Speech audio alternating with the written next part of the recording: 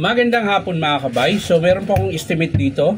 39588 pa rin, letter D. Ang model nito mga kabay, DW810.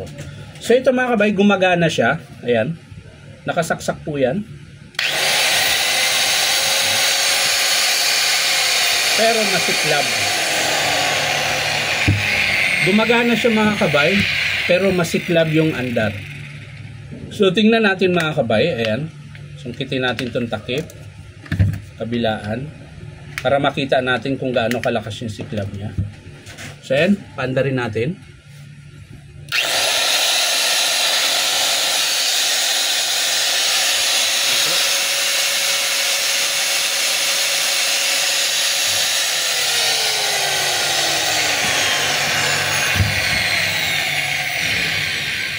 So pag mga ganyan mga kabay, kasi dahil ito lang ang kabila ang may siklab eh.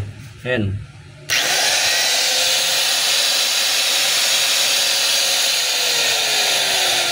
Ikotin natin yung kabila.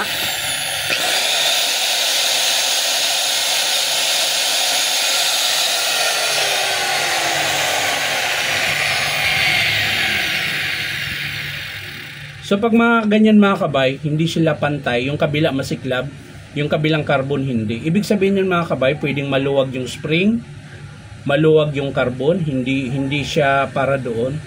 Ayan. So papakita ko sa inyo mga kabay yung kinabit nilang carbon.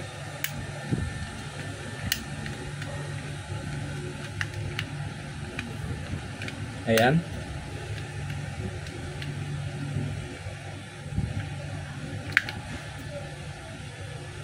Kung mapapansin nyo mga kabay, manipis po yung carbon niya. Dapat kasi kung gaano kalaki yung kanyang brush holder, ganon din po yung laki yung carbon. Ito, sobrang luwang. Ayan. Kaya po siya masiklab. Ayan po. Maluwang masyado. So dapat yung sakto na carbon. So kukuha ako ng carbon doon mga kabay. Yung para dito talaga. So ito yung carbon niya mga kabay. Ayan. Kung mapapansin nyo dito sa kinabit niya. Ayan.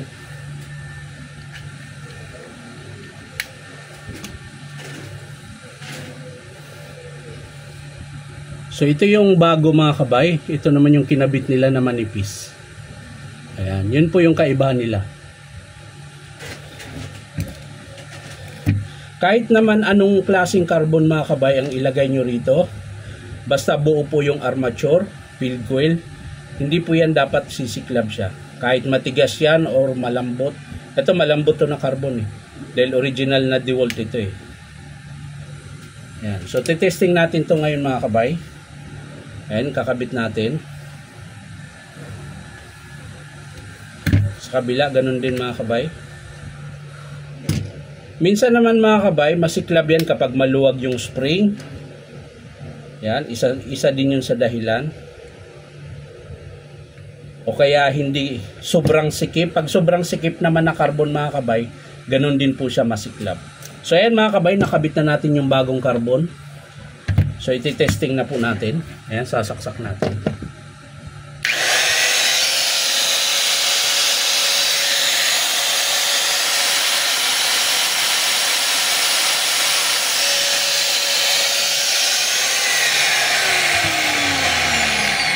So ayan mga kabay, nakita nyo, wala na po siyang siklab. So ibig sabihin yan mga kabay, ang pinaka problema lang niya talaga yung kanyang carbon brush.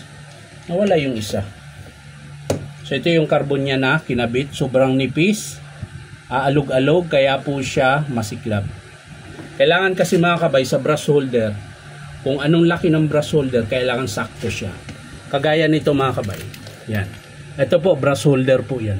Kailangan, ganyan din po yung carbon niya. Hindi siya pwedeng liliit dyan, hindi rin siya pwedeng lalaki dyan.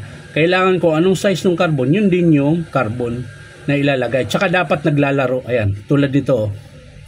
Diba? Oh. Yan.